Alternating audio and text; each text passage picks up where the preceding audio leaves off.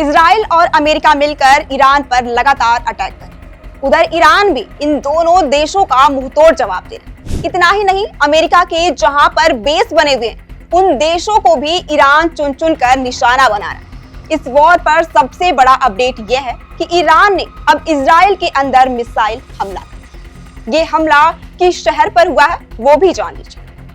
हमला हुआ है डिमोना पर, और ये डिमोना कोई आम शहर नहीं है।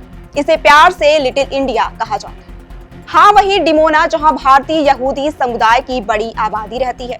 तो सबसे पहले बात करते हैं आज के हमले की, यानी कि 22 मार्च की। ईरान ने इजराइल के दक्षिणी शहर डिमोना पर मिसाइल हमला कर दिया। ये हमला इतना ताकतवर था कि एक सामुदायिक भवन पूरी तरह से तबाह हो गया।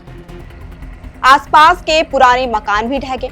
इस हमले में कम से कम 100 लोग घायल हुए। इनमें एक 12 साल का बच्चा भी शामिल है जो गंभीर रूप से घायल हो गया।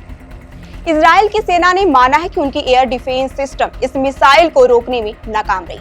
और खास बात यह है कि हमला उस शहर पर हुआ जिसे लिटिल इंडिया के नाम से जाना जाता है। यानी कि हमला सिर्फ इजराइल के लिए ही नहीं बल्कि वहां रहने वाले भारतीय समुदाय के लिए भी एक गहरा झटका है। अब सवाल उठता है कि आखिर डिमोना को लिटिल इंडिया क्यों कहा जाता है? तो इसकी वजह है यहाँ की भारतीय यहूदी आबादी। डिमोना में करीब 7,500 भारतीय मूल के लोग रहते हैं, जो शहर की कुल आबादी का लगभग 30% है। यानी हर 3 लोगों में से एक भारतीय मूल का। और खास बात यह है कि इनमें से अधिकतर लोग महाराष्ट्र से आए।